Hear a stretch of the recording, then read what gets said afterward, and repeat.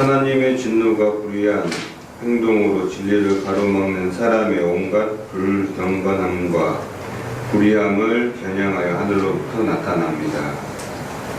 하나님을 알만한 일이 사람에게 환히 드러나 있습니다. 하나님께서 그것을 환히 드러내 주셨습니다.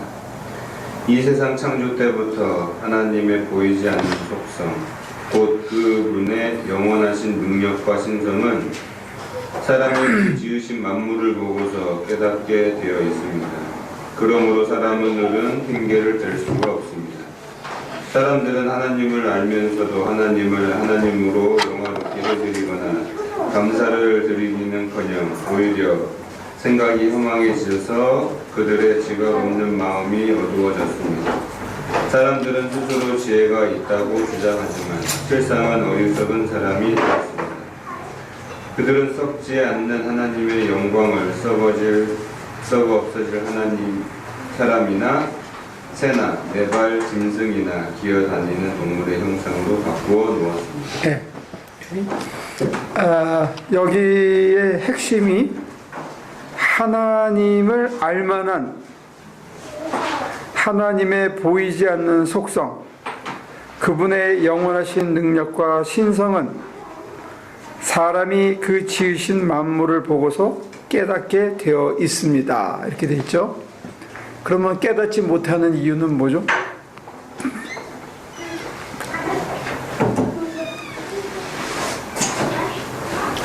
하나님을 알만한 것이 창조 때부터 하나님의 보이지 않는 속성, 그분의 영원하신 능력과 신성은 사람이 그 지으신 만물을 보고서 깨닫게 되어 있습니다. 이렇게 되어 있습니다. 네, 그 못 보는 이유는? 하나님의 영광을 써가지고 바꿔. 하나님을 하나님으로 영화롭게 해드리거나 감사를 드리기는커녕 이렇게 되어 있거든요. 그러니까 하나님을 영화롭게도 안 하고 감사도 안 하고 오히려 생각이 허망해져서 지각 없는 마음으로 어두워졌다는 거예요. 그리고 스스로 지혜가 있다고 주장하지만 어리석은 사람이 되었기 때문에, 그래서 하나님의 속성이, 능력과 신성이 온 만물 속에 다 함께 있어서 보면 깨달을 수 있는데 안 되게 됐다는 거예요. 여기까지 동의가 됩니까? 바울 선생님의 얘기가?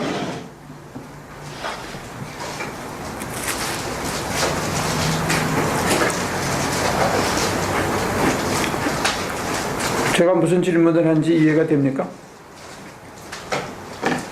왜 하나님의 속성을 못 보냐? 여기 바울 선생님이 맞다면 하나님을 알만한 것이 하나님의 속성과 신성과 능력을 사람들이 보면 알아야 되는데 모른다는 거예요. 그래서 바울 선생님이 진단한 병명은 뭐냐? 첫째, 영화롭게 하지 않고, 둘째, 감사를 안 드리고, 셋째, 생각이 허망해지고 어두워졌고, 그러면서 스스로 지혜 있다고 주장하기 때문에 못 본다, 이거거든요. 네 가지 이유. 여러분들은 동의가 됩니까? 하나님이 저희를 마음의 정욕대로 내버려 두셔서 더러움에. 그거는 이제 어두워졌기 때문에 정욕대로 가니까 그대로 내버려 뒀다는 거예요.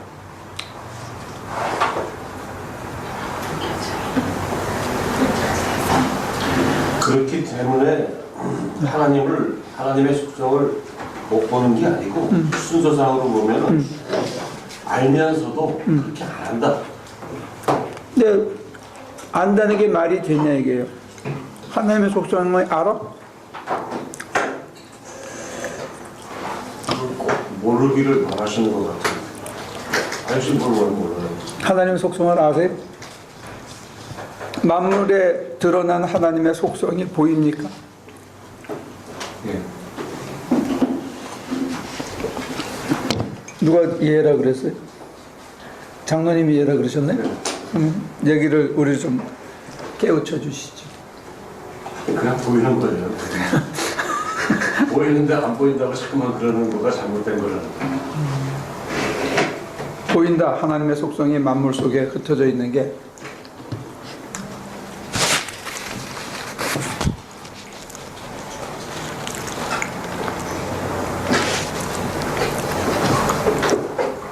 어떻게 생각합니까? 다른 분들은?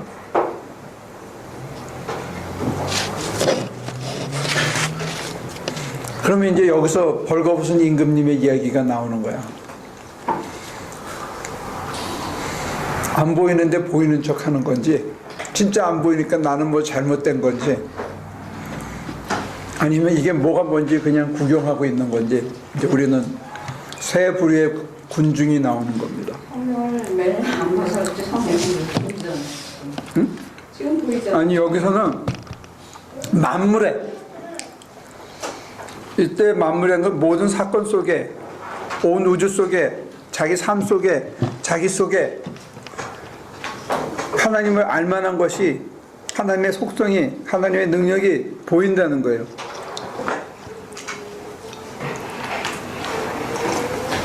보여야 된다는 거지.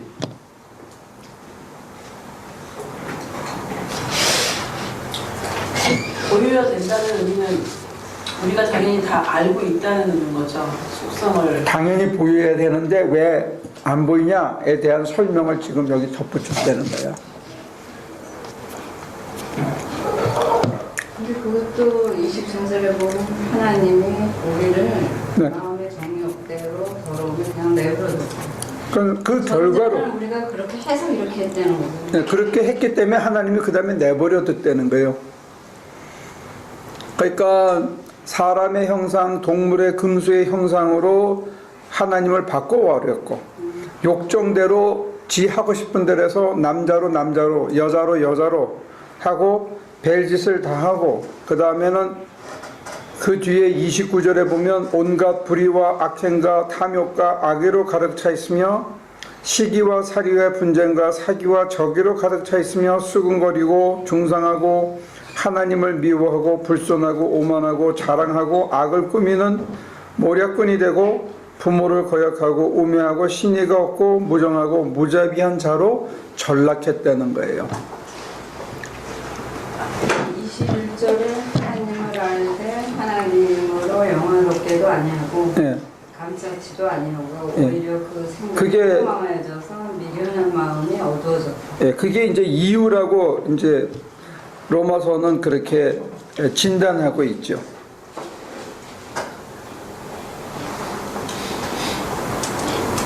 하나님이 보여야 되는데 못 보는 이유를 진단을 하고 21절에 그 결과가 뭐냐 했을 때 24절 이후에 결과가 나오는 거예요. 그 결과라는 거는 어쩌면 로마서를 읽는 사람들의 현 상태를 얘기하고 있는 거죠. 그래서 심리적으로 우리 안에 불의와 악행과 탐욕과 악의가 차 있고, 시기와 남이 잘 되는 거 못 봐주고, 사리와 분쟁과 시기와 적의가 차 있고, 수군거리고 중상하고 하나님을 미워하고 불손하고 오만하고 자랑하고 악을 꾸미고 부모를 거역하고 우매한 게 있으면 내가 하나님의 속성을 못 본다는 것을 반증하는 거고, 내 욕정대로 사는 것이라는 것을 반증한다는 거예요. 이 논리 구조로는. 그러니까 여러분 속에 이게 있는지를 보고 이렇다면 내가 이렇게 됐다 하는 것을 진단할 수도 있고, 바울이 존재론적으로는 하나님의 속성이, 하나님의 능력과 하나님의 신성은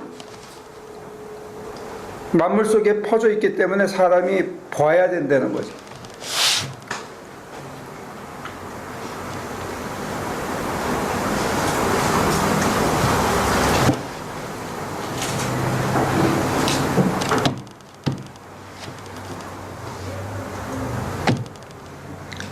이게 동의가 됩니까? 아니, 동의하고 자시고 없나? 성경이 그렇다 그러면 무조건 믿어야 되나?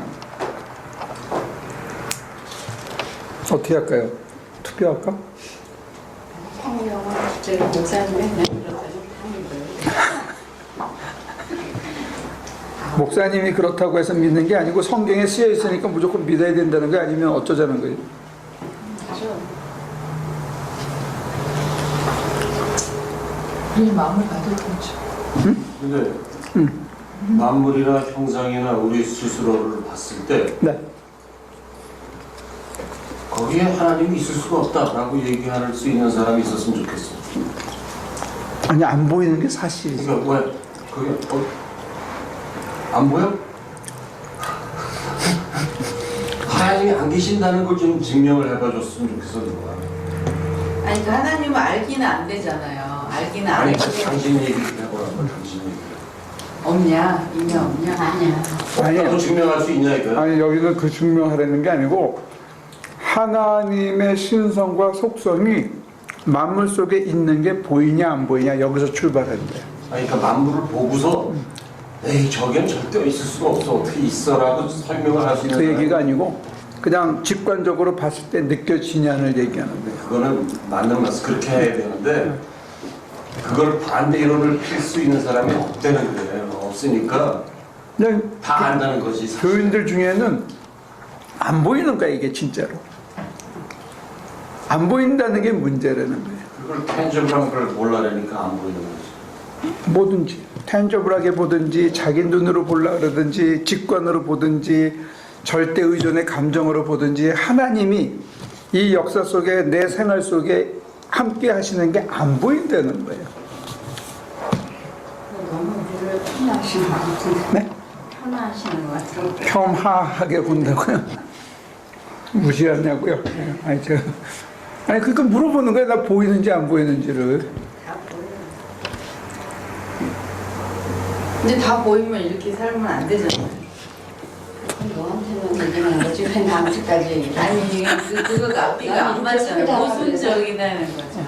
그러니까 바울의 진단대로 하면 지금 장순희 집사가 얘기하는 것처럼 우리 마음속에 내버려 두셔서 우리 마음속에 해서는 안 되는 일을 하고 있는데 불의, 악행, 탐욕, 악의, 시기, 살이, 분쟁, 사기, 적의, 수군거리고 중상하고 하나님을 미워하고 불손하고 오만하고 자랑하고 악을 꾸미고 부모를 거역하고 우매하고 신의가 없고 무정하고 무자비해. 이런 자들은 죽어야 마땅하다는 것을 그게 하나님의 공정한 법도를 알면서도 자기들만 이런 일을 하는 것이 아니라 이런 일을 저지른 사람을 두둔하기까지 한다. 이게 이제 바울의 고발이거든요. 근데 우리 마음속에 이런 게 있냐 이거지. 그렇죠. 있는데 또 반대로 또 회개도 궁금해요. 네? 그 목사님 말씀대로는 그게 하나님이 딱 있는 게 보이고 이러면은 이런 게 없다는 말씀이세요? 아 그렇지. 없대잖아요. 21절에 보면은 사람들은 하나님을 알면서도 그렇게 안 한다고 돼 있다. 아는데 우리가 그렇게 안 한다는 거예요. 아는 거는 머리만 알지 딱 눈에 보이지 이거랑 틀린 거 아니에요? 알면서 하나님을 알면서도 안 하고 싶어. 그 다음에 영화롭게 해드리거나 감사를 드리기는커녕 생각이 허망해져서 그 다음에 이제 허망해지는 거예요. 그 다음에 마음이 어두워졌고 그래서 지는 스스로 지혜가 있다고 주장하지만 어리석은 사람이 됐다는 거야. 그래서 하나님 대신에 어떤 형상을 만들어 놓고 하나님이라고 섬기고 앉았다 이런 거예요. 돈을 하나님이라고 섬기는 사람조차 생겨나는 거예요. 하나님은 날 위해서 축복하시는 분이라고 지가 마음대로 형상을 만들기도 해요. 그리고 현대에 와서는 하나님은 날 구원하시기 위해 자기 아들을 보내신 분 해가지고 하나님을 구원론적으로 축소시켜서 날 위한 하나님으로 축소시킨 것도 자기 마음대로 한 거다 이게.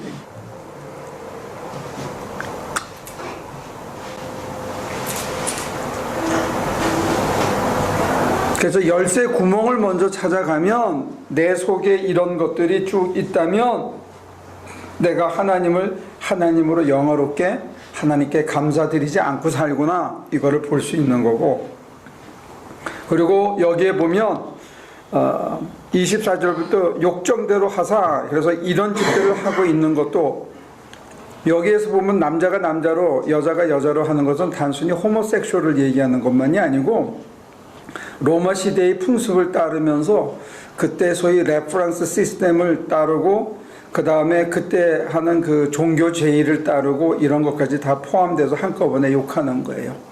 그 시대의 풍속을 따르면서 하나님의 법도를 따르지 않는 것까지 한꺼번에 고발하고 있어요. 세상 풍조에 휩쓸려서 하고 있는 짓거리들 이렇게 이제 하는 거고 24절부터 27절까지는 그 다음에 28절부터 32절까지는 인간의 내면에서 일어나는 추악한 갈등에 대한 고발이에요.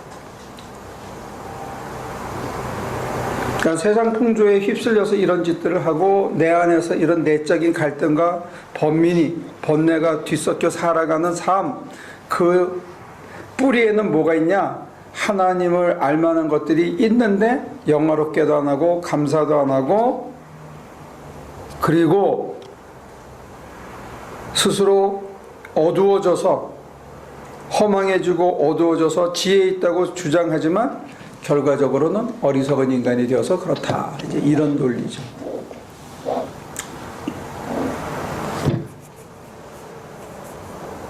그러면 해결책은 뭐냐? 이제 넘어가야 되는데 해결책이 뭐냐? 찾기 전에 지금 우리가 여기서 이게 공감이 되느냐부터 점검해야 된다는 거예요. 바울의 이 설명이 이게 피부에 와닿고 진짜 그렇구나. 내가 이래서 이렇구나가 이게 와닿아야 되는 거예요.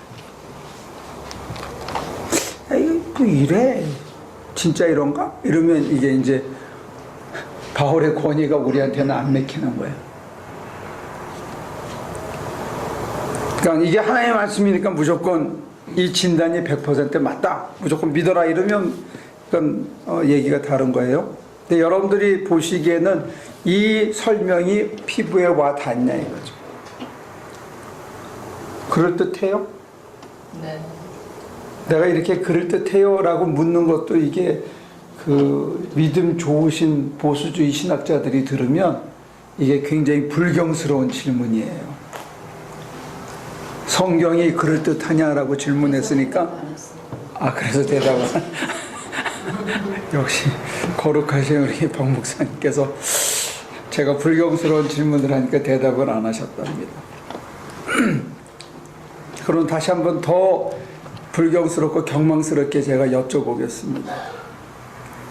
천하의 바울도 우리가 2000년이 지났는데 인간의 이성도 더 발달하고 과학 문명도 더 발달했는데 우리가 바울 선생님의 얘기를 꼭 굳이 100% 받아들여야 할 이유가 있냐 이거지. 챌린지 해보자 이거.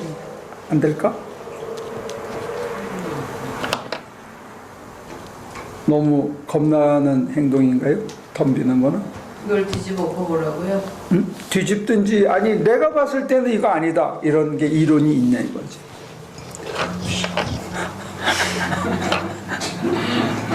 저는 이게 맞다고 생각해요. 이게 맞다고 생각이 돼요? 저는 너무 그러니까요. 그런 것 같아요. 어때요, 박윤정 집사님은? 이 설명이 맞는 것 같아요? 예, 저도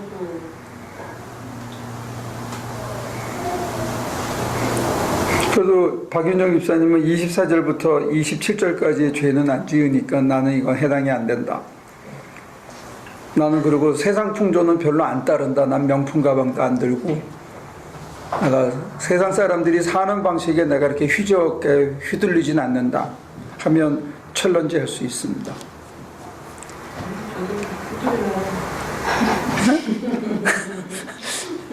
전혀 휘둘리는 복장이 아닌데 왜 그런 얘기를 마음 한구석에 시기와 질투가 있더라고요. 그건 내면의 문제고 그래요? 지금 이게 두 개의 파트로 나눠져 있거든요. 24절에서 27절까지는 세상 풍조에 그 시대의 문화적인 가치에 휩쓸려 다니는 거고 28절부터 31절까지는 내면에서 인간 내면에서 이런 게 일어나는 거에 대한 얘기예요.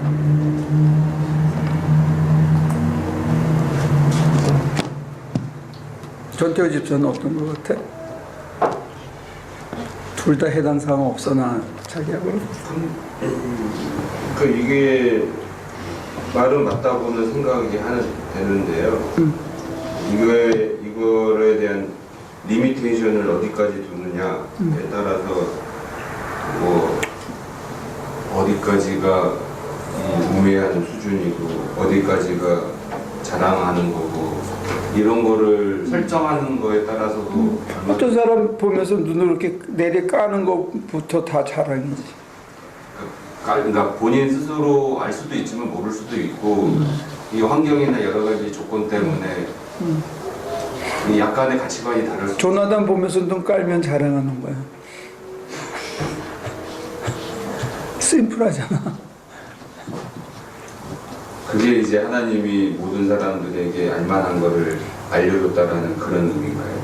아니 하나님을 알만한 게 있는데 안 보이고 안 느껴지는 이유 중에 하나가 하나님을 영화롭게 하지 않고 감사하지 않다 보니까 허망해지고 어두워지고 해서 내 속에 남을 깔보는 것까지 막 가게 됐다는 거예요. 하나님께서는 인간이 자기 욕정대로 하면 그냥 내버려 두신다는 거죠. 타락한 마음에. 그래서 결과적으로 심리적으로 이렇게 되고 인간관계나 사회성 속에서 이렇게 됐다 하는 설명을 하는 거죠.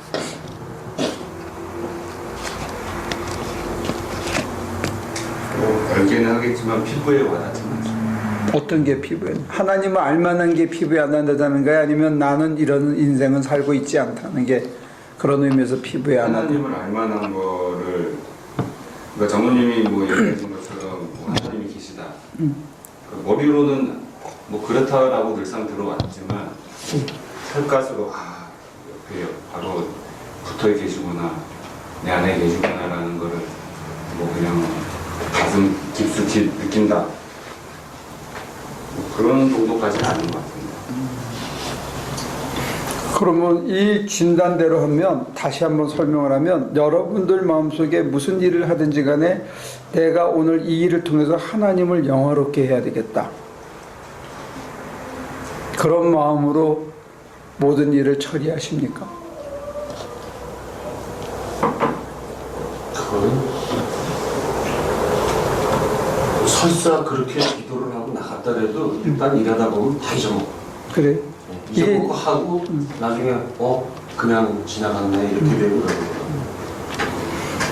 어제 학교에서 어떤 목사님 설교하셨는데 하루 종일 교회에 있으면서 어떤 때는 기도 한 번 안 하고 예수님 생각 한 번 하나도 안 하고 퇴근할 수 있다는 거예요. 당연하죠. 교회에서도.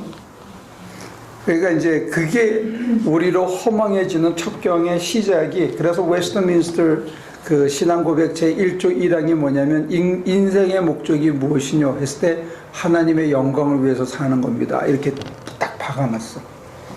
근데 이제 우리는 우리 마음속에 일상생활 속에 그런 중심이나 태도가 있냐 이거예요. 숨 쉬고 먹고 마시고 일하고 사람을 대하고 하는 모든 순서 속에 그 보면 어제도 식당 가서 보니까 밥 먹을 때 정말 진지하고 열심히 기도하는 사람들은 많더라고. 먹을 때만. 그 다음에는 어떻게 하는지 나 잘 모르겠어.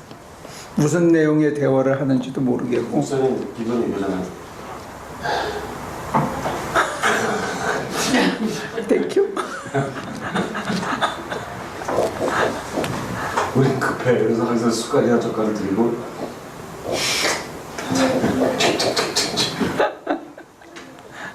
제가 본의 안 됩니다. 죄송합니다. 밤에 가까이 하시니까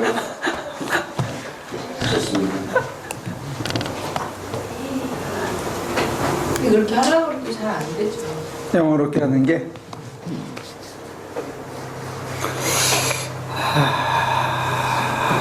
그러면 이제 아주 심하게 욕하면 금수같이 산다는 거예요. 금수? 금수가 뭐죠?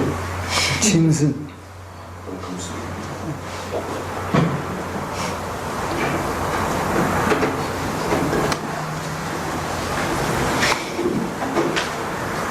대놓고 욕을 아니 성경에 얘기하니까.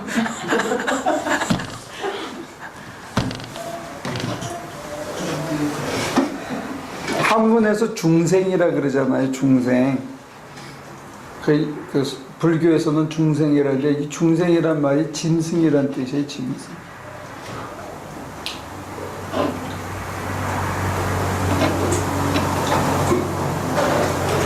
그러니까 두 번째, 무슨 일을 닥쳐도, 억울한 일을 닥쳐도, 분한 일을 닥쳐도, 일이 내 뜻대로 안 풀려도, 일이 잘 풀려도, 내가 기대한 것이 이루어져도 이루어지지 않아도 우리가 감사하냐.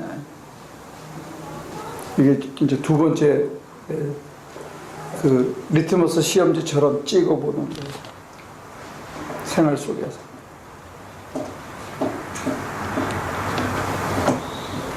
오늘 하루가 감사해? 화날 때도 있지만 화나면서 감사해야지 이렇게 생각하는.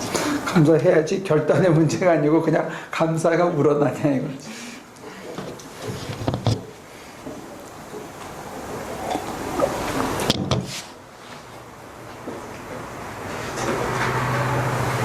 어떻게 감사합니까? 예. 경험상으로 봤을 때요. 하나님이 제가 원하는 걸 들어주지 않아도 나중에 보면은 그게 저한테 맞는 거였고 하나님의 그렇게 하신 것이 맞다는 생각이 들더라고요. 그걸 제가 경험을 해봐서 그런지 지금도 사실 어떤 제 상황에서는 하나님과 같이 동행해야 되는 그런 부분들이 있거든요. 기다림이 있고 제가 체인지가 있고 뭐 이러다 보니까 하나님의 응답하심이 제가 꼭 필요한데도 그냥 그것을 뭔가 저를 위해서 하시고 계시구나라고 그냥 믿고 기다리는 감사하더라고요. 그리고 그 중간중간 위안을 주시더라고요. 그걸 제가 느껴요 요즘. 그래서 감사해요. 그러면 여기서 얘기한 대로 감사를 회복하고 하나님께 영광을 돌리는 삶을 살고 우리 속에 수군거리고 불만과 불평과 시기와 질투나 이런 게 사라지고 욕정을 내려놓고 내 욕심대로 안 살고 하나님의 뜻에 부합하게 살려면 무슨 해답이 있을까요?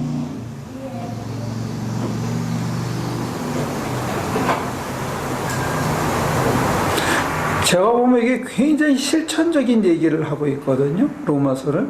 근데 어떻게 우리 대선배들이 이 로마서를 가지고 어떻게 교리책을 만들었는지 나는 참 신기해요.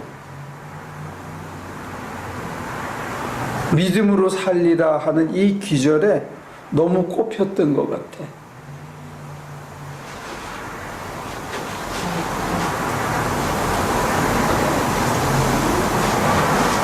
설명할 수 있는 능력이 없었던 거예요. 그러니까 위대한 그 루터라든지 심지어 이 1919년을 우리는 이제 기억하기에 3.1절 이렇게 기억하는데 신학계에서는 1919년을 로마서 주석이 나온 그 칼벌트의 로마서 주석을 어떤 새로운 신학의 기점으로 봐요. 근데 그분들이 쓴 책에도 이걸 실천적인 가이드로 안 보고 어떤 신학의 정점인 것처럼 얘기하고 주석 작업을 쓰고 있어요. 그 당시 시대의 어떤 관점이 우리와 지금 현재와 너무나 달랐던 겁니다. 그럴 수 있겠죠. 근데 저는 목사의 눈으로 보면 이거는 실천적인 요소거든요. 근데 그 실천도 저는 어떻게 보이냐면 하나님의 속성이, 하나님의 능력과 하나님의 신성이 어떻게 보이느냐, 이게 어떻게 해요. 이게 보이면 지금 뒤에 브라브라 하고 나오는 것들을 막을 수 있다고 보는 거예요.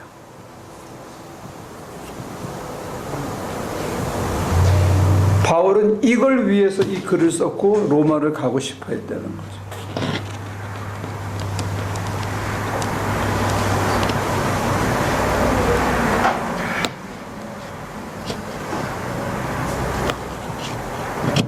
근데 자기 애가 있는데 그렇게 보일 수 있나요? 자기 애착과 자기 사랑이 있는데 이게 보일 수 있냐고요. 그래서 바울이 진단한 게 있어요. 그걸 볼 수 있는 길을 이 1장 초반부에 써놨다고요.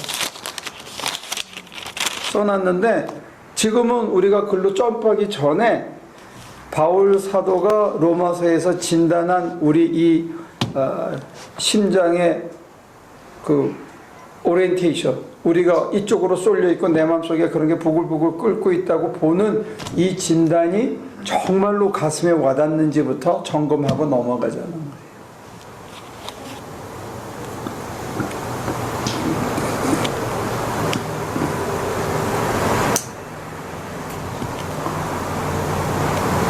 그다음에 제가 이렇게 설명드릴 때는 우리가 지난 몇 년 동안 이렇게 구조 분석을 했잖아요. 이렇게 문단 나누기식으로 한 장 전체를 봤을 때 이게 무슨 의미가 있느냐 하는 식으로 분석하고 해석하는 입장의 눈으로 봤을 때 만약에 이게 틀림없이 우리가 지금 보는 눈으로 보인다면 바울 선생님이 앞서서 이거에 대한 해결책도 자기 나름대로 체험을 통해서 발견한 해결책을 이 장에 제시하고 있다는 거예요.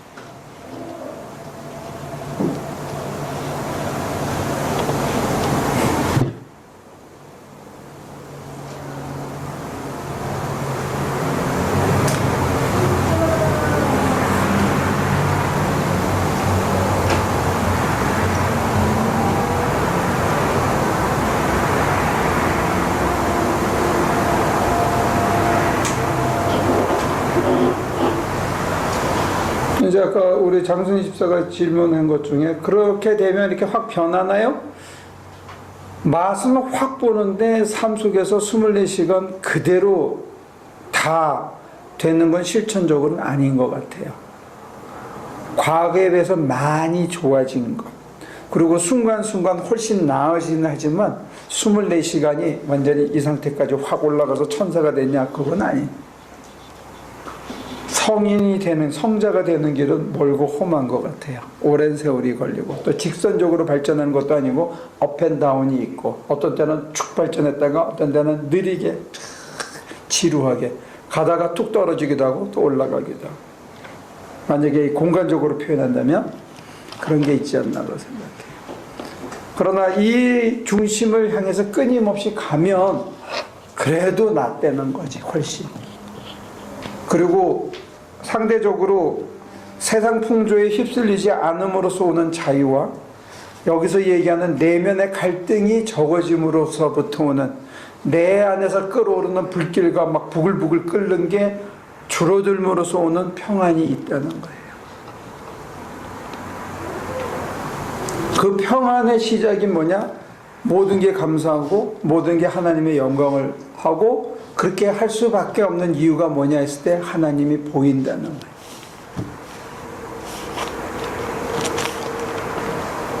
거예요. 제가 지금 해석하는 식으로 해석을 하면 이거는 사실은 조직신학자들이 해석하거나 과거에 그 루터나 이런 분들이 해석하는 거하고는 지금 다른 거예요. 오히려 요한 타울러나 그런 분들이 하는 영성신학 쪽에서 하는 해석의 방법하고 더 유사할 수 있어요. 신학적으로 하나님을 규명하거나 예수님의 속성을 규명하거나 초월적인 신의 개입을 얘기하는 그런 식으로 이 성경을 이해해 왔다는 거예요. 근데 제 눈에는 그게 이렇게 안 보이는 거예요. 그래서 그걸 지금 여러분들에게 소개하는 거예요. 그래서 실천적으로 내가 내 속이 부글부글 끓거나 어떤 놈이 막 미워서 막 시기, 질투, 분노가 막 솟거나 막 악기 막 튀쳐나가나 이런 게 안 하고 여기서는 조금 흔들려도 여기는 덤덤하면 사는 게 덜 분하다. 특히 여기 A형 있어? A형? 거기 A형인가? 아니 넌 A형인가? 거기는 A형 아닌가? 네, A형. 그렇구나. AB는 좀 나은데 A형은 막 자기 속을 끓이거든. A형들은 이거 만약에 되면 속이 훨씬 편해. 상하는 게.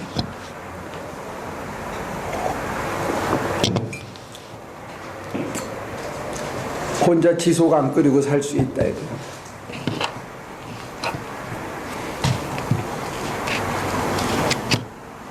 예수를 믿어서 실천적으로 속을 들끓이고 사는 길. 세상 풍조에 휩쓸려 가지고 열등의식을 느끼고 나만 뒤처진 것 같고 내 인생이 이렇게 끝나게 하는 게 아니라 어떤 좌절이나 이런 것으로부터 자유로워지는 실천적인 면도 분명히 있다는 거예요. 안 그러면 사는 게 분하거든, 그지?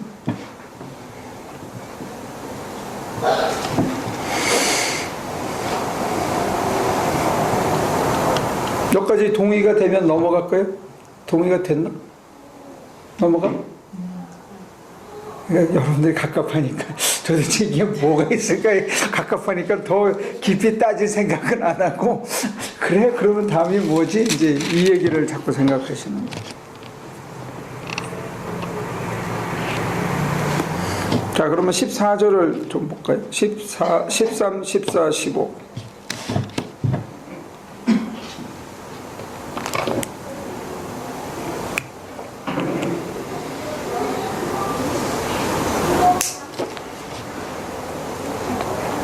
누가 읽어주실래요?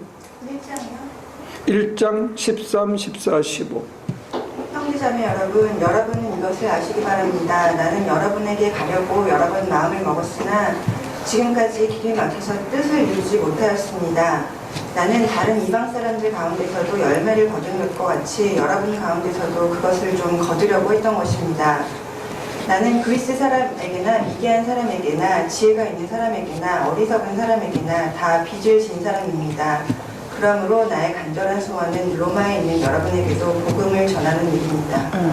복음을 전해서 아까 그런 문제들을 극복하겠다는 거예요. 그래서 나는 다른 이방 사람들 가운데 열매를 거둔 것 같이 여러분 가운데서 그것을 좀 거두려고 합니다. 했을 때 어떤 열매냐? 아까 제가 소개한 열매. 세상 풍조에 휩쓸리지 않는 삶을 사는 사람. 속을 부글부글 끓이거나 분하고 억울하고 사는 게 괴로운 그런 것으로부터 해방되어진 자유로운 그런 인간들을 내가 하고 싶다. 근데 그것이 가능하게 되는 거는 복음을 전함으로써 가능한데 복음을 전한다고 해서 보이는 건 아니 되는 거예요. 그래서 자기는 빚졌대. 맡았는데 아직 전해주지 못해서. 근데 뭘 맡았느냐 이게.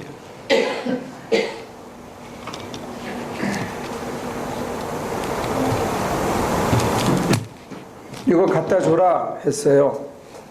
응? 아까 들고 왔잖아, 그지? 마음에 하나님께서 이거 우리 식구들 먹여야지 하고 마음을 줬어. 근데 오다가 샜어. 그러면 어떻게 된 거야?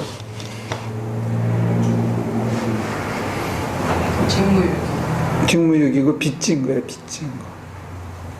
내 거 사가지고 내가 갖다 주는데 이거 마음에 우러나서 이게 하나님이 주셔서 했다라고 생각하면 갖다 주지 않으면 빚진 거다 이거지. 내 돈 내고 내가 사서 갖다 주는 건 선물이지만 하나님이 맡겨서 갖다 주라고 그랬는데 안 갖다 주면 빚진 거다 이거예요. 그러니까 복음을 전하는 게 빚진 거고 실천적으로는 여기서는 11절, 12절을 보죠. 내가 여러분을 간절히 보고 싶어하는 것은 여러분에게 신령한 은사를 좀 나누어 주어 여러분을 굳세게 하려고 하는 것입니다. 이것은 내가 여러분과 함께 지내면서 여러분과 내가 서로의 믿음으로 서로 격려를 받고자 하는 것입니다. 서로의 믿음으로 서로 격려받는데 그 뿌리에 뭐가 있느냐? 신령한 은사를 나눠준다. 신령한 은사를 나눠주면 복음을 받아들이는 데 도움이 되고 신령한 은사를 나눠주면 만물 속에 있는 하나님의 신성이 하나님의 속성이 보여지게 된다. 여기서 말하는 신령한 은사는 아까 볼 수 있는 신령한 은사. 영안이 떠진다 그렇게 얘기를 하죠. 자기가 그렇다고 해서 다른 사람을 그렇게 가능할 수 있는 이걸 이제 웨슬리는 impartation이라고 그랬어요. 그래서 요즘 무슨 용목사가 한동안 따라다니면서 손에 막 이렇게 금가루 나오고 임파테이션에서 기도하면서 막 쫙 나눠주고 이런 그런 임파테이션이 아니고 임파테이션의 주체는 성령님이에요. 사람이 나눠주는 게 아니에요.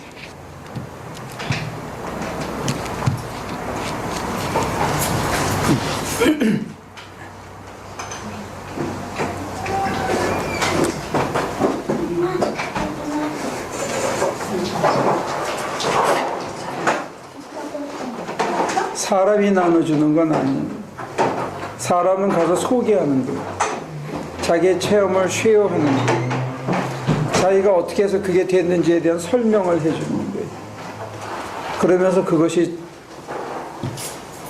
성령께서 눈을 떠게 해주는데 이거를 은사 중심으로 볼 거냐 아니면 하나의 합일로 볼 거냐 했을 때는 차이가 있을 수 있을 거예요. 저는 이것을 합일로 생각해요. 그래서 우리 식구들한테 자기를 비우는 기도.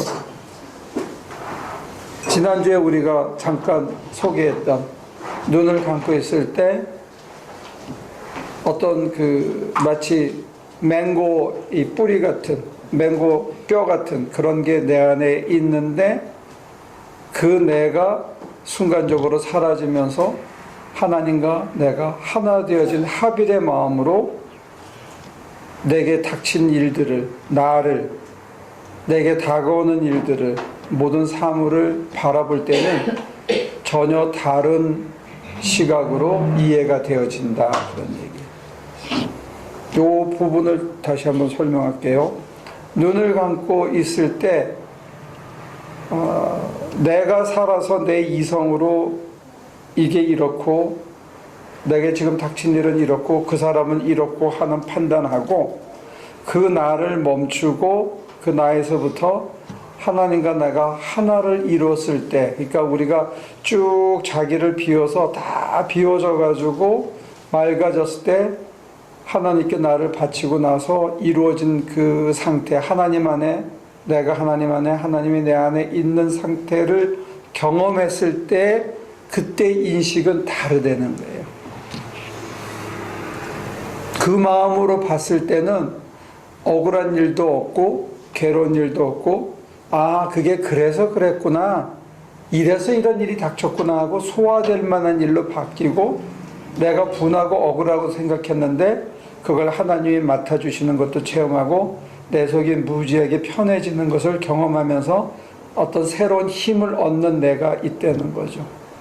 근데 그거를 지금까지는 천천히 이렇게 내려가서 지우고 맑아진 다음에 체험하는 자리로 갔다면 지난주에 제가 처음으로 소개한 거는 지금 이성적으로 판단하고 사람들과 긴장하면서 경쟁하고 부딪히고 나를 주장하고 내 입장을 얘기하던 그 이성의 나로 그냥 훌쩍 뛰어서 하나님과 하나 되어진 그 상태로 가면 갔다 왔다 하면서 그 하나님과 하나 되어진 내가 넓어져서 이성의 나를 마치 불길로 이렇게 감싸듯이 완전히 사라져서 그 마음의 상태로 지금 내게 닥친 일들을 쳐다보면 다 견딜만하고 다 감사하고 아 이게 하나님께서 이래서 이렇구나 하는 것이 수용되어지는 그런 걸로 상태가 이렇게 전환될 수 있다는 거예요.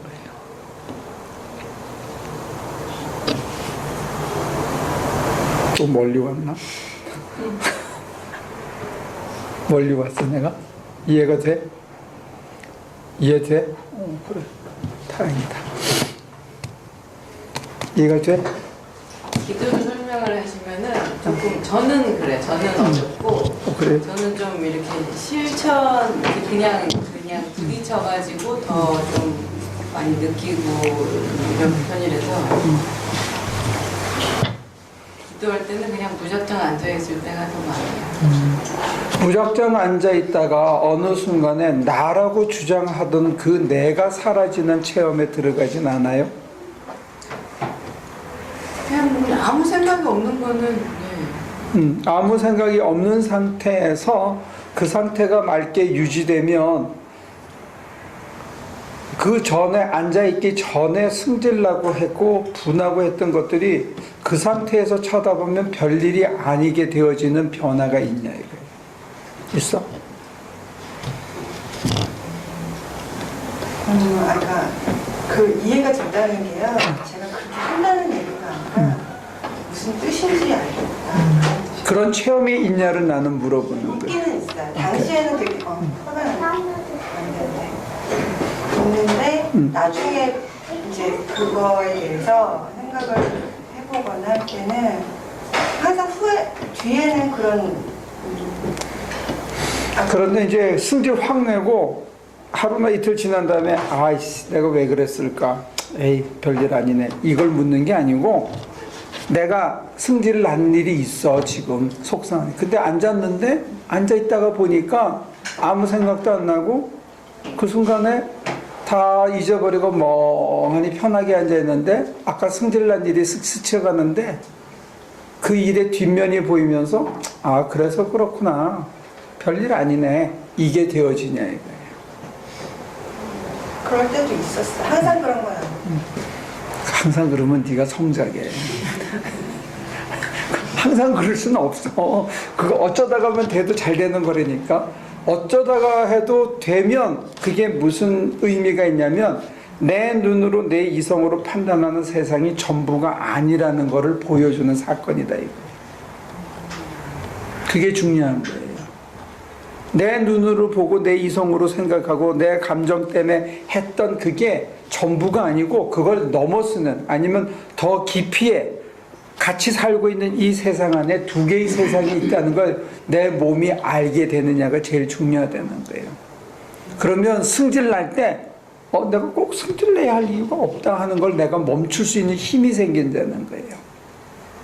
내가 막 분하다가 아니면 이거 막 급해서 막 해야 될 것 같은데 아니지 그럴 이유가 없지. 그리고 좀 느긋하게 차 한잔 마시면서 아니면 그냥 좀 앉아서 조금 더 앉아있다 보면 다른 게 보이기 시작한단 말이에요. 그러면 그 일 때문에 열불 나거나 그 일 때문에 분하거나 그 일 때문에 속상하거나 그 일 때문에 막 안 가지면 큰일 날 것처럼 우리가 휘저음을 당하지 않는다 이거지. 그렇게 억울한 일이 아니고 그렇게 급한 일이 아니고 그렇게 놀랄 일이 아니라는 걸 보기 시작한다는 거예요. 한 세상 안에 두 개의 질서가 공존하고 있다는 것을 경험하기 시작한다는 거예요. 그럼 세상이 그렇게 억울하지가 않아. 이해가 돼요? 그거 없으면 큰일 나는 게 아니라는 걸 내 몸이 알아가기 시작한단 말이에요. 그래서 그 체험이 굉장히 중요한 거예요.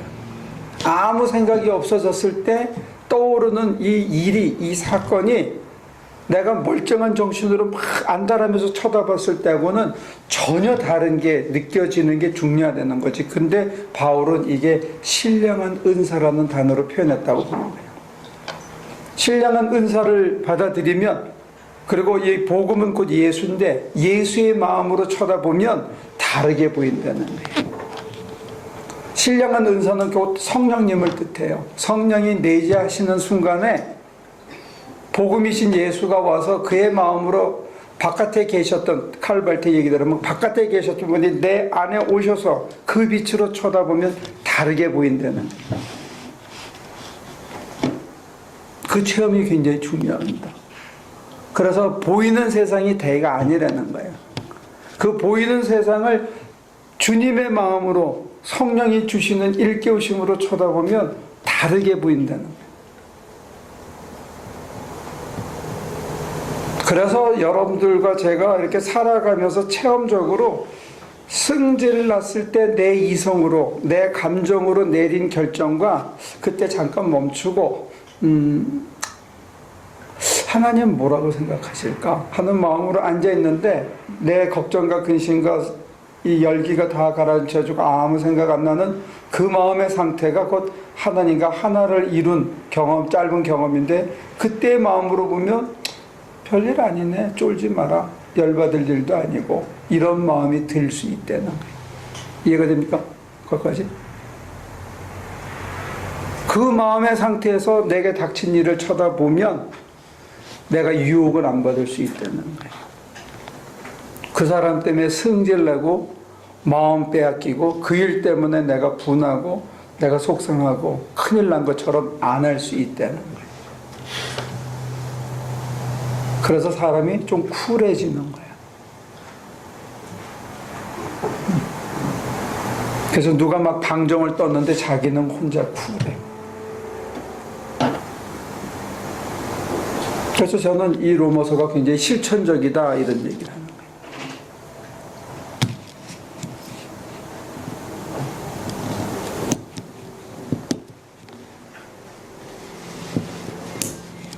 뭐 몇 년을 가르쳤는데 멍하니 있으면 나면 이거 뭐야?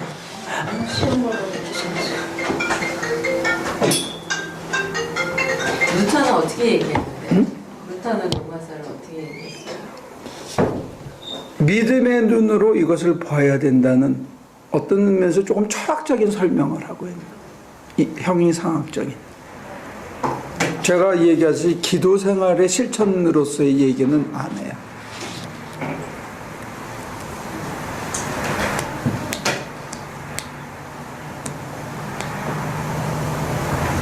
나는 이걸 실천적인 가이드라인으로 보고 설명을 해요.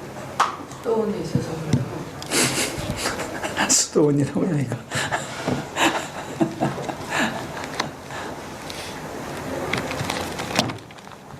그때는 이제 어떤 면에서 성서, 오직 성서의 눈으로 교권의 권위에 챌린지를 하고 있었기 때문에 여기에 이제 복음의 진리가 나타났다 보는 거예요.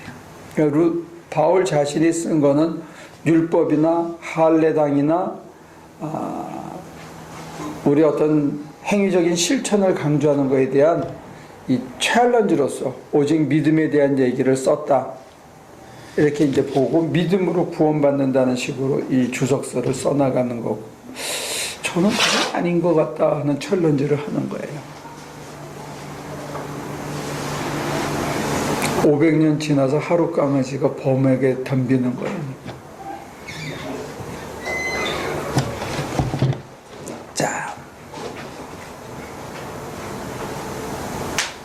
그러니까 목사님 말씀은 그런 것들이 다 이렇게 있는 중에는 진짜 믿을 수가 없다는 거잖아요. 그냥 루터가 오직 믿음으로 딱 그랬대지만 그 믿음이라는 거가 이 막 마음속에 뭐 이런 거나 뭐 이런 잡다한 게 있어가지고는 믿음이 안 된다. 그 얘기가 아니고 나는 그 믿음이 은사라고 보는 관점이 다른 거예요. 신령한 은사를 나누어 주어 너희 중에 열매를 얻게 하고 이 복음을 전하겠다 했을 때 복음을 전하는 거하고 은사를 나눠주는 거가 같이 간다는 거예요. 로마서 1장에서. 내가 믿고 싶다고 해서 믿어지는 게 아니라는 거죠. 루터도 믿음이 은사라고 그런 거 아닐까요? 그거는 바울이 여기서 고린도 전서에서 은사라고 말은 해요. 근데 믿음으로 구원받는다라고 강조했을 때는 그것이 하나님의 선물이라는 관점보다는 하나님이 이루신 것을 내가 받아들인다는 쪽을 강조했다는 거예요. 근데 나는 그걸 내가 받아들여지는 게 아니고 하나님과의 합일의 상태에서만 그게 수용되어진다는 걸 얘기 드리는 거예요. 합일이 되지 않는 상태에서는 진정한 수용이 이루어지지 않는다는 거예요.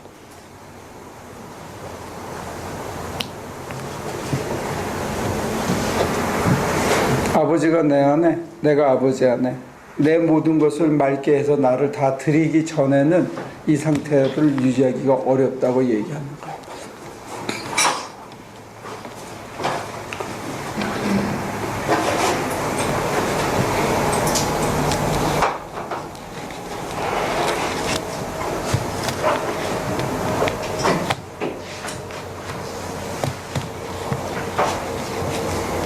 특별히 지난 시간에도 얘기했지만 실존주의 철학을 지나면서 인간의 한계 상황에 대한 강조만큼이나 인간의 자유와 책임에 대한 강조도 하거든요. 실존주의는 유한성을 강조하는 만큼이나 내 책임과 내 자유에 대한 선택을 강조해요. 그렇게 되면 믿음이 내가 선택하는 행위처럼 오해한 입장에서 내가 이 본문을 이해할 가능성이 있다는 거예요. 나는 그거는 오류라고 생각하는 거예요. 믿음은 내가 결단해서 되어지는 건 아니고 성경이 얘기하는 믿음은 하나님과 내가 하나를 이룬 상태에서 바라보는 안목과 그 속에서 수용하는 것과 그것을 포괄한 것을 그걸 믿음이라고 나는 얘기하고 싶은 거예요. 왜냐? 내 경험적으로 보더라도 내가 뭘 믿고 싶은데 믿어지지가 않아. 불안이 닥쳐올 때 여러분들이 여러분들의 힘만 가지고 그 불안을 내칠 능력이 없다는 거예요. 거꾸로 합일의 상태에서는 별로 두려울 게 없다는 거예요. 세상 풍파나 이런 게 두렵지 않고 세상 풍조가 다 이렇게 가더라도 나는 여기 그냥 가만히 서 있을 수 있다는 거예요. 그 힘이 어디냐? 그게 여기서는 은사라고 돼 있고 저는 그것을 하나님과 하나 되어진 상태의 역동성, 하나님과 하나 되어져서 살아가는 그 삶, 그걸 은사라고 얘기하고 싶어요. 그 상태에서 보면 내가 나름대로 내가 하는 모든 게 내가 이기심에 내가 죽었기 때문에 내가 하는 게 하나님한테 도움이 되고 하나님의 영광에 도움이 되는 길로 선택할 수밖에 없다는 거예요. 그런 눈에서 보면 맑아져서 내가 이런 짓 하면 안 되겠구나 하고 멈추게 되고 내가 어렵더라도 이 길은 가야 되겠구나 하고 갈 수 있다는 거예요. 그래서 우리한테 중요한 것은 뭐냐? 하나님과 하나를 이루어진 그 상태를 유지하고 그 감각을 잃어버리지 않고 살아가는 것, 매일매일. 그게 소중하다고 저는 강조하고 싶어요. 그러니까 아까 장로님이 얘기한 것처럼 급하게 하루 종일 하나님의 영광 잊어버리고 살 수 있는 게 우리 모습인데 그렇게 잊어버리지 않으려면 아침이고 밤이고 자기를 비워서 하나님에게 모두 드리고 하나님과 하나 되어진 상태의 감각을 늘 유지하고 있는 게 중요하다는 거예요. 하루에 1-2시간 투자해서. 그리고 내가 하루를 지내면서 그 심령의 상태가 흐트러졌는지를 자기가 점검을 해보는 쉼의 시간들이 필요하다는 게 특별히 오후 2-3시쯤. 그 다음에 특별히 누구하고 열불이 나기 시작할 때 혈압이 오르네 내가 흔들리네 이거를 볼 수 있어야 된다. 그 다음에 어떤 유혹이 찾아올 때 나를 약하게 만드는 순간이 올 때 내 심령의 상태가 이게 흔들리고 있는지 정말 신령한 은사가 나를 성령이 나와 더불어 한 덩어리가 되고 있는지를 빨리 점검하는 게 자기 인생에 도움이 된다는 거예요.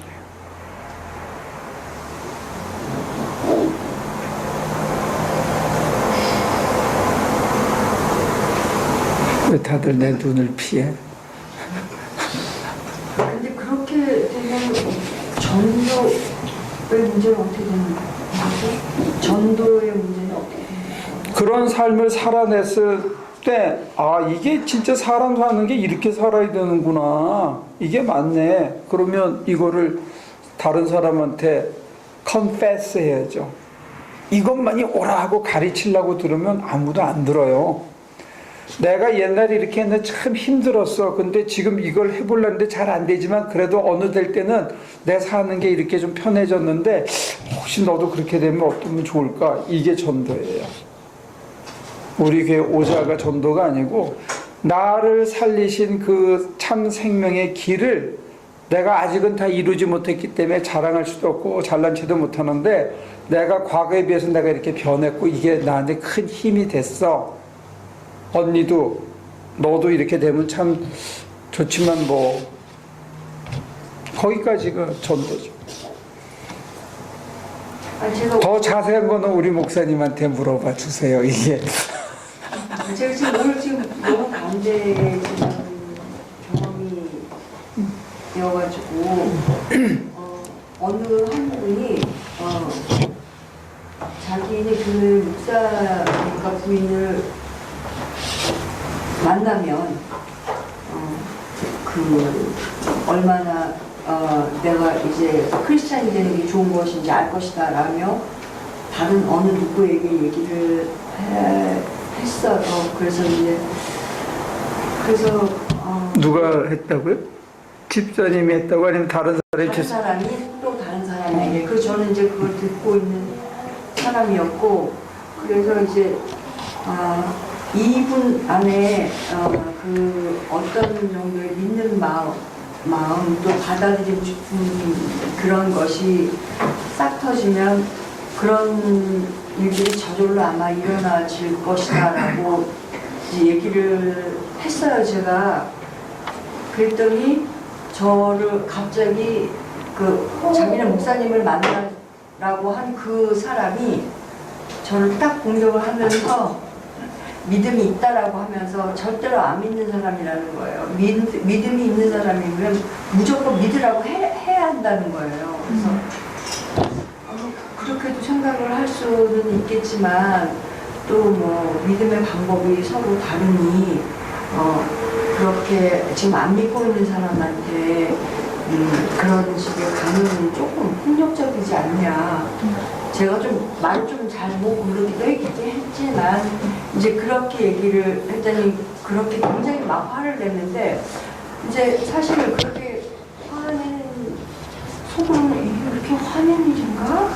내 의견을 피력했을 뿐인데 라고 했는데 거기에 대해서 그 사람에 대해서 화는 나지 않았는데 여전히 무안하긴 하더라고요. 그러면 이건 내가 뭐라고 말씀하셨는데요, 지선 씨? 제가요? 그렇게 아직 그렇게 내 식으로 강요하면 그 강요 당하는 사람이 몹시 힘이 드니 그렇게까지는 안 하는 게 맞지 않냐고 그랬더니 저한테 이제 믿음이 없다는 거, 믿음이 있다라고 믿음이 없는 게 말하면서 아니고 남의 장사하는데 방해했다는 얘기겠지. 그런 뜻인 것 같아요. 근데 그 말에 대해서 제가 되게 그 사람에 대해서 화가 나진 않았지만 그 사람이 화를 나한테 내는 게 제가 여전히 무안하더라고요. 사실 아무렇지도 않아야 되는 게 내가 좀 마음이 튼튼한 사람인가? 그런 생각을 하게 되면서 여전히 그런 게 무안하고 이제 계속 머릿속에서 남는 거예요. 내가 그때 아무 말도 하지 말았어야 했나. 그렇게 하든지 말든지 니네들끼리 일이다라고 아무 말도 하지 말았어야 하는 게 맞나? 그게 마음에 계속 남으니까. 근데 정황을 내가 정확하게 모르기 때문에 뭐라고 얘기하기는 그런데 우리 식구들은 뭐 믿어야만 살아, 뭐 불신 지옥 이런 얘기는 안 했으면 좋겠어. 교양의 문제인 것 같아. 제가 여러분들에게 전도를 얘기할 때는 이런 거예요. 다시 얘기하지만 내가 과거에 이랬는데 하나님과의 하나됨을 체험하면서부터 그 하나님의 안목으로 쳐다보니까 내 인생이 이렇게 달라 보이기 시작했어. 그래서 내 생활이 조금씩 이렇게 변하는 것 같아. 거기까지만 해도 나는 전도라고 봐요. 그래서 그게 그 사람들에게 도움이 돼서 가까운 교회를 나가도 감사하고, 그래? 그놈의 교회 한번 가볼까? 하는 것도 감사하고. 그러나 여러분들이 이제는 내게 일어난 그 삶의 변화에 대한 얘기를 사람들에게 간증하기를 권하는 거예요. 자기 속에만 담지 말고. 나는 그걸 전도라고 디파인하고 싶은 거예요. 그리고 내가 정말로 절박하고 안타까웠던 삶이었는데 이제 이만하면 숨을 돌리게 됐다 그런다면 다른 사람에 대한 애정을 가지라는 얘기예요. 우리 주변에는 껍데기는 멀쩡한데 속이 푹푹 썩는 사람들이 간혹 있다는 거예요. 그러니까 저는 여러분들에게 무슨 공적주의를 해가지고 몇 명 데리고 오면 비행기표를 준다, 뭐 냉장고를 준다 이런 짓은 안 할 거라고. 다만 여러분들 안에 사람에 대한 애정이 있다면 좋겠다 하는 거예요. 그리고 내가 살아본 삶이 너무 힘들었고 이제 와서 생각하니까 지금 하나님이 주시는 안목으로 기도 생활이나 내 선교 실천이나 이런 걸 봤을 때 내가 이렇게 변하니까 사는 게 훨씬 좋아진 것 같아. 그래서 이 어려운, 지금도 형편으로 보면 몇 년 전이나 크게 차이 없지만 내가 내 형편이나 내 가정이나 내 주위 사람들을 바라보는 안목이 바뀐 것 같아. 그렇다면 그거는 소개할 이유가 있다는 거예요. 여러분들이 제가 전도하려니까 막 혼동이 오는 모양인데 저 양반이 안 하던 소리를 왜 하나 해가지고 막 혼동이 오는 모양인데 제가 여러분들에게 기대하는 건 그런 거예요. 내가 좋았어, 살았어, 혹시 그럼 다른 사람한테도 애정을 가지고 살리는 길을 전해주는 거는 좋은 거 아니냐. 그런데 중요한 거는 강요는 반발만 갖고 와요. 저는 여러분들에게 겸손하게 고백하려는 거예요. 왜? 저나 여러분들이 아직 완성에 이르지 못했거든. 아시겠어요? 그냥 안타깝게, 미안하게, 부끄럽게 고백하라고. 그리고 솔직하게 까발기고 내가 이랬었다는 것도, 그리고 지금도 제대로 안 된다는 것까지 정직하게 얘기해야 된다는 거예요.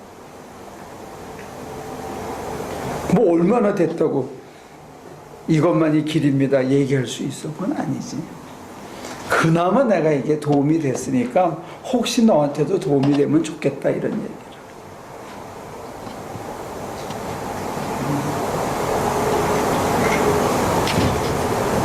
이해가 됩니까? 이해되는데 저의 핵심은 뭐냐면 그 사람에 대해서 저를 공격했다고 화가 나진 않았는데 그래도 무한하지도 않았어야 되는 거 아닌가? 천사가 되기를 너무 갑작스럽게 바라지 마십시오. 화만 안 났어도 그 잘한 거예요, 굉장히.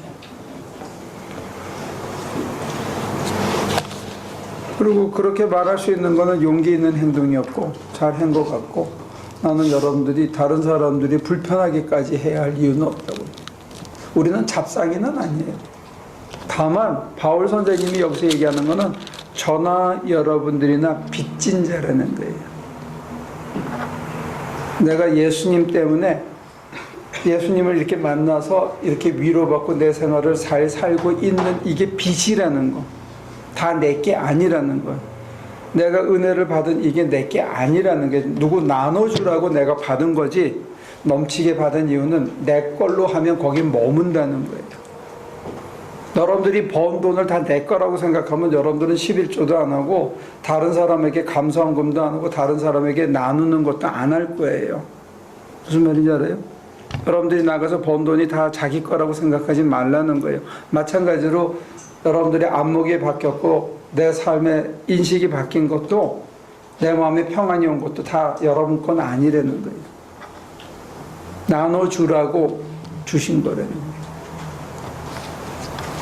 이게 바울이 빚진 자예요.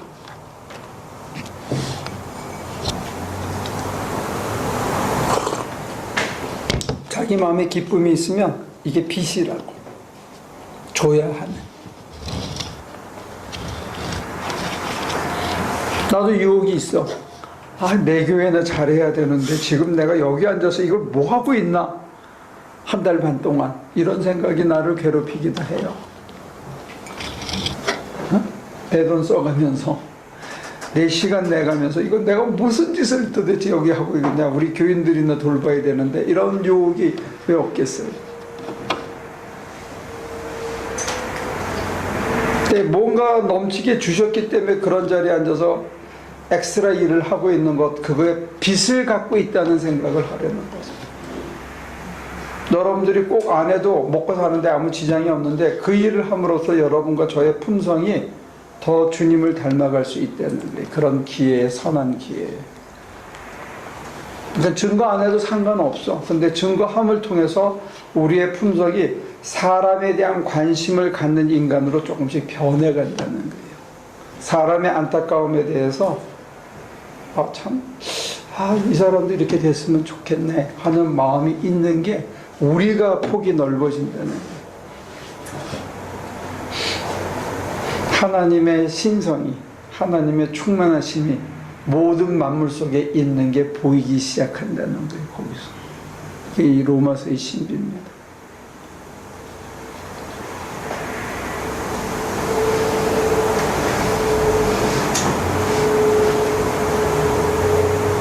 근데 여기 바울 선생님 정도가 되면 충분히 그럴 자격이 있다라고 생각이 드는데, 그러니까 저 같은 경우는 이제 자신이 그러니까 얘기는 하지만 그렇게 얘기를 하는 제 자신에 대한 이렇게 뭐랄까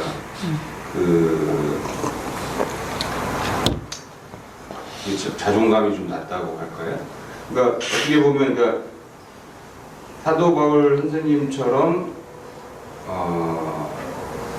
뭐 몸의 흔적뿐만 아니고 여러 가지 열정뿐만이 아니고 뭐 많이 있겠죠. 근데 거기에 비해서 그러니까 여전히 나는 갈등하는 사람이다 라는 거를 얘기는 하는데, 그러니까 저는 얘기는 할 수 있는데 바라보는 상대방의 입장에서를 보면 그래 너나 잘하지 라는 느낌이 가끔은 들거든요. 그러면은 그래 나는 안 변했고 내가 이렇게 말하고도 고민은 하지만 또 약간은 노력하지만 그래 여전히 나는 똑같아 옛날하고 지금. 물론 생각의 인식이나 가치관은 조금 바뀌었다 할지라도 다른 사람 보기에 제 행동이나 뭐 말투나 뭐 이런 부분들이 크게 차이가 없는 것 같아 보이면 이 전한 사람 입장으로서는 제 개인적으로 굉장히 이렇게 이게 뭐 빚진 마음이라고 하면 굉장히 좋은 해석이겠지만 굉장히 좀 이렇게 수그러드는 건 있거든요. 그러니까 이게 나는 좋다고 얘기하지만 상대방이 들을 때는 아유, 이렇게 뭐 혹시 뭐 이런 마음조차 안 갖게 되는 게 아닌가 그런 생각도 들거든요. 그러면 이제 원천으로 다시 돌아가면 여러분들은 이제 강 목사가 우리도 이제 전도할 때가 됐으니까 전도하라니까 전도해야 되나 보다 가서 전도해야지 이게 아니고 원천으로 돌아가면 그 사람을 앉았을 때 내 마음에 계산이 죽어야 돼요. 해야지 하는 의무감이 죽어야 돼요. 아무 생각이 없어야 돼요. 아무 생각이 없는데 그 사람이 앉았는데 그냥 반갑고 그 사람에 대한 관심 외에는 아무 생각이 없는데 어느 한순간에 내 내면에서 그냥 어떤 관심에서부터 우러나는 소리가 있으면 그 소리를 따르면 된다 이거예요. 그걸 밥하면서부터 오늘 오면 내가 지난주에 배운 거를 쫙 풀어가지고 이걸 얘기하고 이걸 얘기하고 그거는 사기지. 그거는 하나님과 하나 되어져서 하는 행동은 아니에요. 우리는 뭘 파는 비즈니스맨이 아니라고요. 사람에 대한 애정과 관심은 계획하고 뭐 해가지고 나오는 게 아니고 그 순간에 그게 자연스럽게 흘러나오기를 나는 기대하는 거예요. 그러면서 우리도 변해가는 거죠, 사람으로. 그러니까 그게 제일 중요할 텐데. 근데 그거는 평소에 기도를 안 하면 안 되는 거지. 내 상태가 그 기도를 통해서 그게 맛이 되어지고 그게 어느 정도 다져진 상태야 눈을 뜨고도 그 사람하고 그런 심령의 상태로 대할 거 아니에요. 그러니까요. 네. 그러니까 저는 그런 그릇이 안 되는 것 같은데 아니. 목사님이 뭐 전도를 합시다. 만약에 이렇게 얘기를 하셨단 말이에요. 그러면은 물론 이제 조금은 더 앉아 있겠지만 그래도 이게 얘기하신 대로 제 마음이 한번 교회 한 번은 데리고 가야 될 텐데 이런 계산들은 꼭 생기게 되거든요. 그걸 지운 다음에 얘기를 해봐요.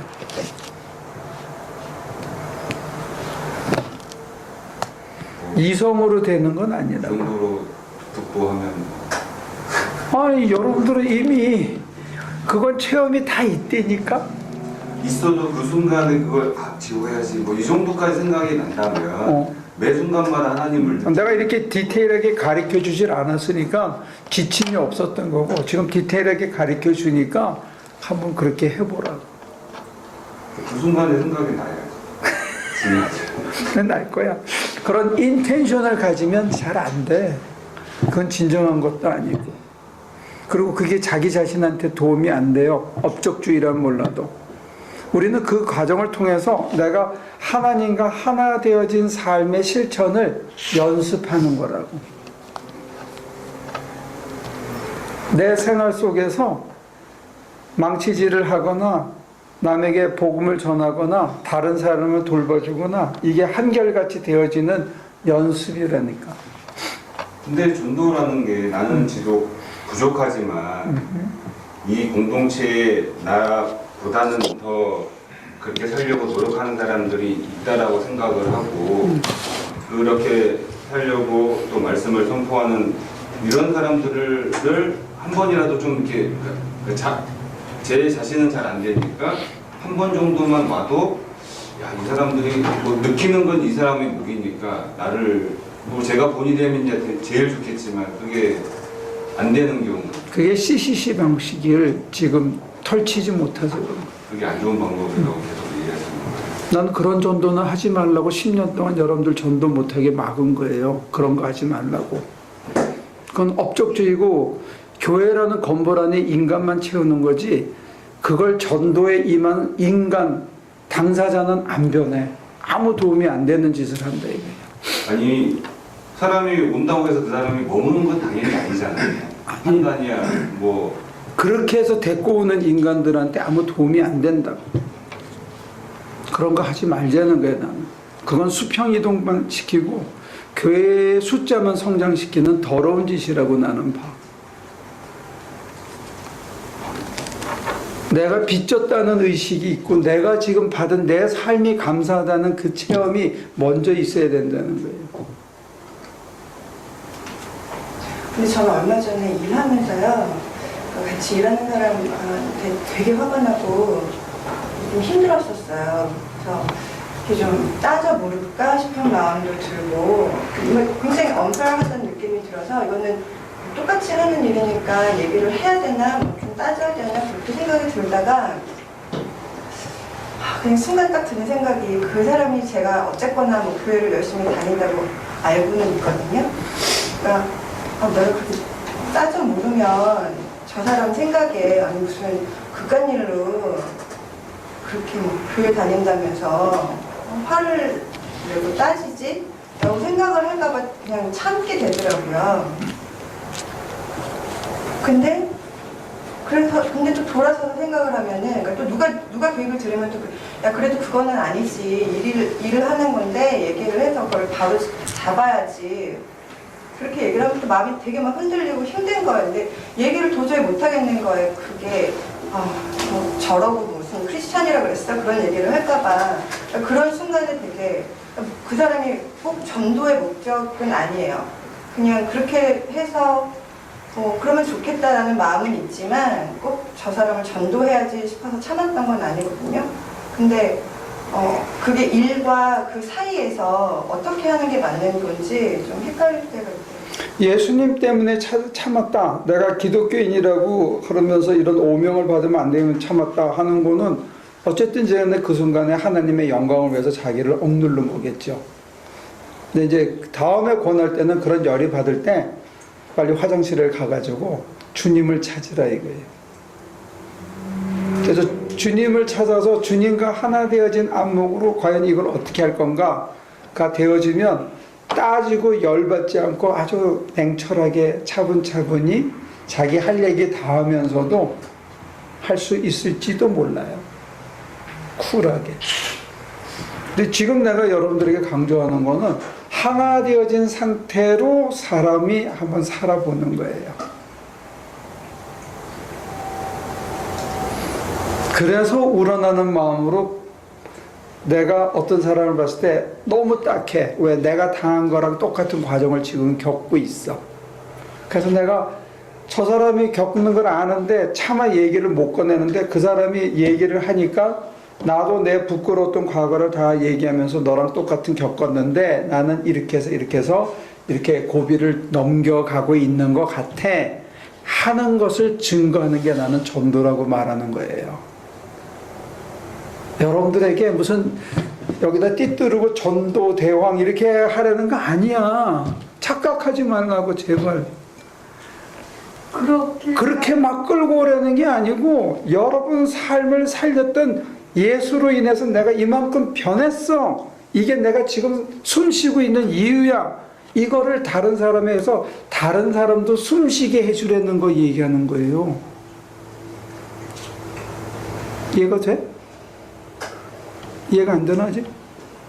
그렇게 하고 있는 것 같은데. 당연히 그렇게 하고 있는 거예요. 그래요. 그렇게 하면 되는 거예요. 그 이상을 기대하는 거 아니야. 그 이상 하려고 하지 마라. 어? 여러분들 무슨 안표 팔러 다니는 사람도 아니고 무슨 세일즈 하고서 내가 이번에 세일즈 왕이 돼야 되겠다. 여러분들은 그거 하는 게 아니라니까?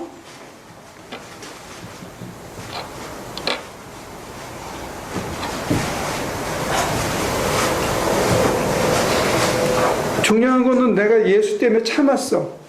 그지? 그리고 기도해봐. 하나님, 내가 주님 때문에 참았는데 사실은 속이 아직도 이만큼 아파요.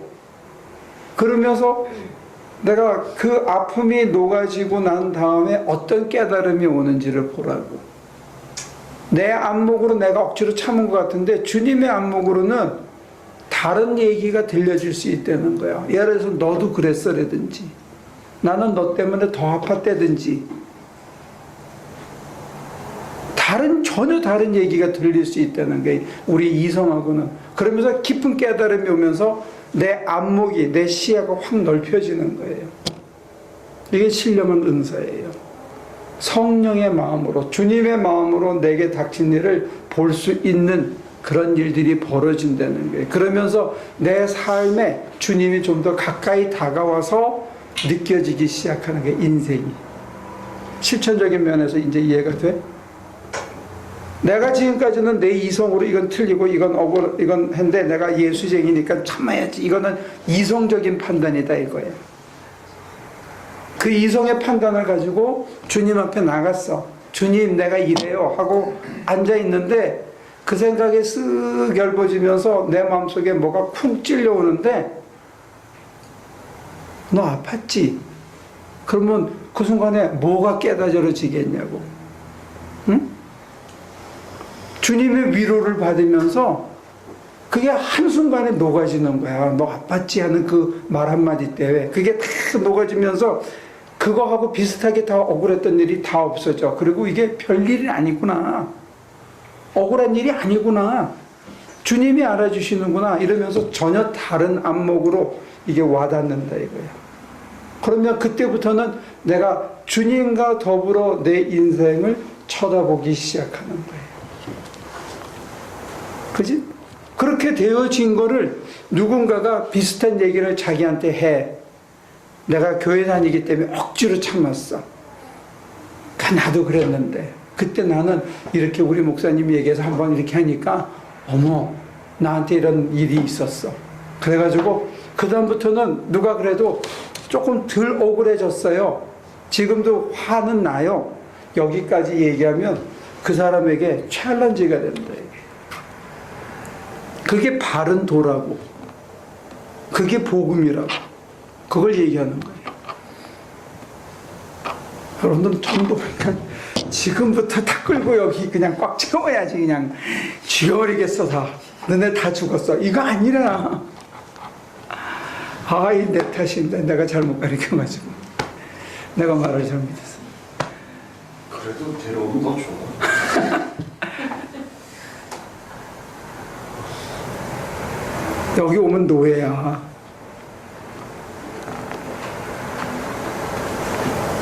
근데 별 찬스가 있어. 자기가 자원해서 노예가 되고 자원해서 내가 이 길을 가겠다 할 때는 이 심장에 감동이 있기 때문에 그렇게 하는 거라 이거예요. 난 여러분들 삶에, 제 삶에 그 감동이 있었으면 좋겠어. 내가 그래서 빚진 자고 내가 그래서 수고하고 어렵고 힘든 일을 해도 감사하다 하는 이 감동이 있어야 사람이 생동감이 있게 산다는 거예요. 나는 이게 우리 하나교회의 힘이라고 보는 거예요. 그 감동이. 그래야 여러분들의 삶이 달라져. 그리고 나중에는 시간이 지날수록 저하고 여러분들이 예수님의 형상이, 향기가 날 수 있는 축복이 있다요. 그게 하나님이 우리에게 주시는 최고의 영광이라고 나는 생각해요. 하나님의 아들이 되는 거. 이보다 더 큰 게 어디 있어. 근데 그게 그런 구체적인 사건 속에서 시작된단 말이에요. 그리고 지선 씨 같이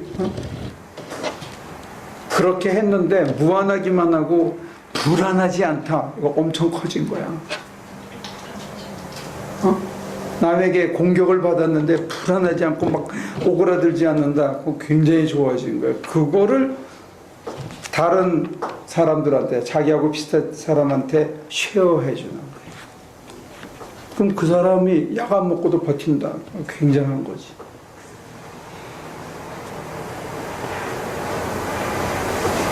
그걸 좀 무한하기만 했다고는 진짜 굉장한 변화예요. 그거는. 쩔뚝거리다가 안 쩔뚝거리는 거나 마찬가지라. 그게 큰 변화예요. 그게 얼마나 자기한테 큰 변화인지를 자기가 모르는 것 뿐이지.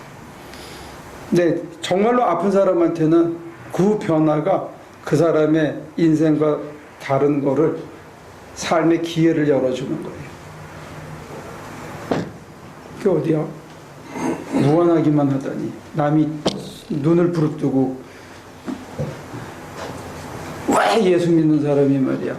그걸 그렇게 얘기해야지. 그게 무슨 강요하는 거냐고 이렇게 하는데 진짜 내가 좀 쪽팔리네. 괜히 얘기했나? 굉장한 거지. 그때 막 넘어지고 막 그래야지. 그거 안 하면 얼마나 잘 된 거예요. 그거를 얘기해 주려면 다른 사람한테. 근데 그 힘이 어디서 왔냐? 나를 내려놓고 나를 맡기고 하나님이 나를 장악하도록 하는 그 기도 생활. 그게 나한테 이런 힘을 줬다. 내가 내 힘으로, 내 생각으로, 내 판단으로 사는 게 사실은 나한테 도움이 안 되고 그걸 주님께 맡기고 주님의 마음으로 쳐다보려고 하는 그 생활이 나한테 이런 힘을 줬구나. Make sense?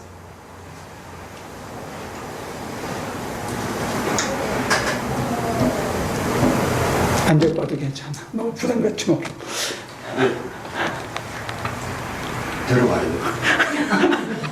왜 데려와야 되냐면 우리가 전도에 대해서 그렇게 얘기를 많이 들어도 긴가 민가 이렇게 헷갈리고 또 다시 디파인하고 또 다시 디파인하고 이렇게 재정립을 하는, 그렇게 들은 우리도 그런데 그 사람들한테 그렇게 증거를 했어. 그 사람이 마나도로스 교회 아무데나 갔는데 거기서 그냥 믿음만 만들고 할렐루야 이것만 찾으면 된다고 만약에 가르쳐주기 시작하면 그 사람이 제대로 배울 수 있는 길이 없는 거야. 그러니까 될 수 있으면 그래도 여기를 데려와야 비슷한 거를 또 해. 시간이 오래 걸려. 딴 데가 있으면. 그래서 데려와야 돼. 그냥 무조건. 데리고 오고 봐. 그 다음에 그거를 가르쳐줘. 제가 하려는 말이 그렇게 하지 마. 그냥 안 와도 좋으니까 그 사람만 그 현장에서 살려. 살려야지. 그게 먼저지. 그것만 해. 그 다음에 오고 안 오고는 성령이 하시는 일이야. 사람만 살리는 일만 하라 이거예요. 빚진 자들의 여러분과 저는 우리가 이런 소식을 알게 됐다는 것만 해도 빚을 진 거야. 이건 굉장히 감사한 일이에요. 이건 우리가 깨달은 것도 아니야. 주어주신 거지. 그러니까 이거를 가서 해서 여러분들의 인생이 바뀌는 그런 체험이 있다면 fine. 그래서 궁금해서 여러분들이 하다가 만약에 딸리면 우리 장로님을 불러. 그러면 가서 잘 가르쳐 줄 거야. 그럼 내가 가서 얘기를 해줄 때 이렇게 할 거야. 당신은 보니까 우리 교회 오면 신앙생활 못해. 그러지 마. 그래, 그럼 와. 그렇게 하라고. 당신은 우리 교회 오면 있을 거야. 딴 동네 교회 하나 가봐. 알겠어, 얘기해. 제가 영어 선생님을 오래 알았는데요. 준호를 가르친 지가 한 2년이 됐어요. 분명히 교회를 다닌다는 걸 알고 있고 아버님이 목사님이라는 것도 알고 있고 교회 어딘가를 같이 다닌다는 것도 알고 있는데 저한테 전혀 말을 하지 않는 거예요. 그러니까 쪽팔려서 교회를 이제 찾고 있었는데도 그냥 우리 교회 오면 한번 오시면 좋죠 라고만 하고서 얘기를 안 해요. 근데 이제 우리는 이제 그때 이렇게 첫차 샀다가 나서영락교회 가고 그러다 또 다른 데로 또 옮기고 막 이런 과정을 다 옆에서 봤어요. 그래서 아무 말씀을 하시더라고요. 궁금하기 시작하는 거예요. 웬만하면 뭐 좀 전도도 하고 우리 교회도 하고 이렇게 좀 적극적으로 하시더라고요. 아무 말을 안 해요. 나중에 내가 답답해서 그 교회가 어디예요? 가볼게요 한번. 제가 한번 가볼까요? 넌지시 문을 뗐다니까요. 그래서 오게 된 건데 참 독특한 방법이죠. 원생님이 굉장히 부자시네요. 내가 보기. 장로님한테 교육받아서 그러지.